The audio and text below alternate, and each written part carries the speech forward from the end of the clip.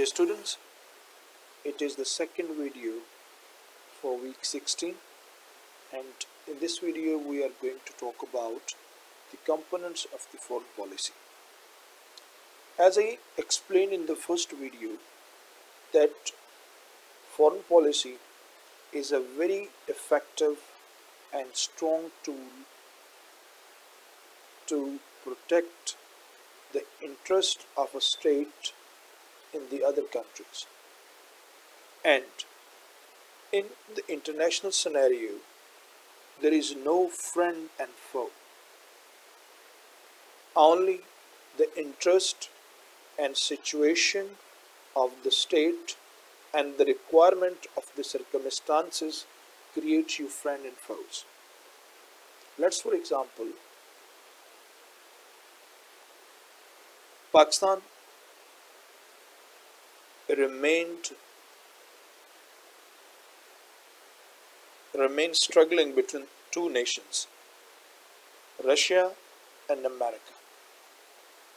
Clear? Throughout the history, right from 1947 till very near future, Pakistan remained in the club of Americans, and we still are, whereas India remained in the club of Russia.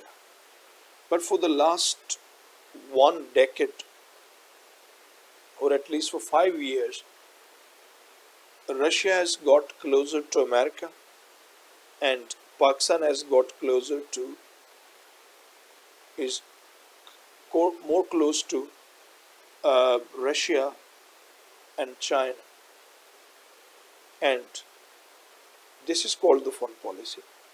Pakistan had never imagined to be a friend of Russia, because Russia fought against Pakistan in 1965 and especially in 1971, and Pakistan was broken into two halves. But in 1990, when Russia broken into many pieces, we remained very hostile. But as I told you, that now the situation is changed, circumstances are changed. Every country is a friend of her own interest. Let's, for example, Iran, one of the very close and fast friends of Pakistan throughout the course of history, and Iran had helped Pakistan in all dire circumstances, be it war of 1965, be it 1971, or be it was the matter of border disputes. There had never happened any conflict in Pakistan, especially in the time when it was Shah Iran. But in 1971, when Iranian Revolution came and the government came and they settled their foreign policy, gradually Pakistan shrinked the relations, whereas India developed the relations. The situation may be that Iran was under the economic sanction and they had to sell out their oil, and India remained, or being one of the vast market, was a golden opportunity for Iran, and that was the reason.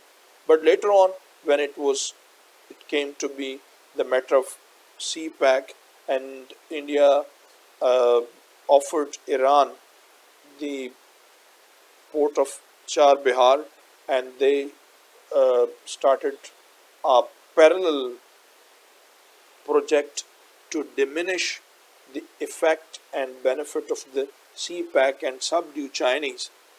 Here started a conspiracy, and then the stories, as you have heard in the newspapers, Kulbhushan Yadav and all others. So these were the problems that Pakistan had to face. But as I told you, that at the international front, there is no friend and foe, only the situation makes you friend and foe. Well, among the components of the foreign policy, that who settles foreign policy? What are the components? Number one, policymakers. Who are the policymakers? exactly the politicians, foreign office, theorists, scientists, they are included in making the foreign policy. But in Pakistan, foreign policy is more Western oriented, and especially Pakistan army has a very close look on the foreign policy, because since we are surrounded by our enemies and friends of huge potential, and the area has been the part of international game and fight like Afghanistan, the foreign policy is a very good, careful arena where any mistake can give huge loss to the country. Interest and objectives. Every country first analyze what are the interests of the state. For example, in Pakistan, our interests are to protect our borders, to reduce the impact of India in Afghanistan so that we may be able to combat with the terrorism, to revive the image of Pakistan by taking the false imposters, mujahideens, and other activities sponsored by the foreign states, to improve the financial conditions, to improve the economy, protect the water resources, and to excel in the defense, science and engineering, and to extend the interest of Pakistan in the Central Asia and to the other worlds. And for this reason, there are different policies have been adopted, visits to the other nations, agreements like economic, defense, cultural agreements with China, with Turkey in the most recent times. These are one of the major components of the foreign policy. General objectives and determinants of the foreign policy. Let's discuss some general determinants. The very important and the topmost determinant and objective of the foreign policy is sovereignty and integrity of the state. Salmiyat and Baka. Sovereignty and integrity of the state is the topmost priority. Let's, for example, as I expressed in the beginning, that Pakistan inclined towards America and France for the latest weapons to protect the sovereignty and integrity from the hostile policies of India in particular and Israel in general. Similarly, the Afghan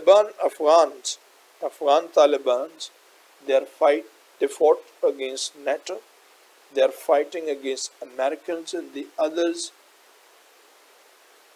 just for the sovereignty and integrity of the state. And in the most recent times, Nepal, a very small country as compared to the vast country of India, India thought Nepal as at least not less than a colony. Nepal has not compromised over integrity and sovereignty of the state, and they had demanded India strongly their areas like areas of Limpathura and others which India took from Nepal. And Nepal didn't said it.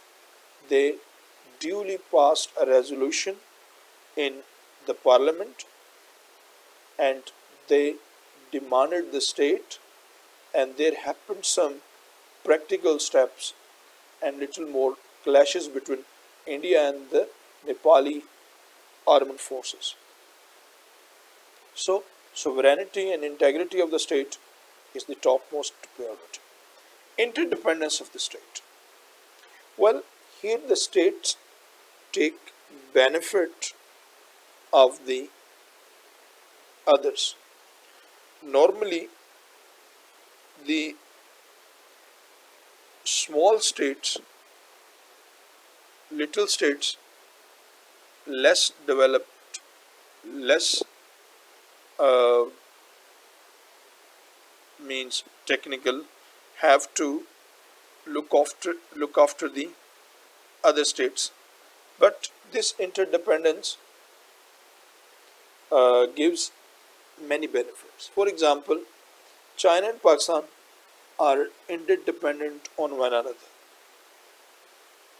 Chinese want access to the warm waters and access to the world, and through Silk Route and CPAC, Pakistanis are providing them everything. Well, then the enemy of the both nations is similar India. India has captured most of the lands of the Pakistan, and likewise India has captured most of the lands from Chinese which they are demanding back. And there are some most recent standoffs between India and Chinese over the Himachal Pradesh and other regions. Both the nations have a huge clash or war against India. Chinese fought in 1962, whereas Pakistanis fought in 1965, 1971. Well, Pakistan needs technical assistance, financial aid, scientific assistance, and on international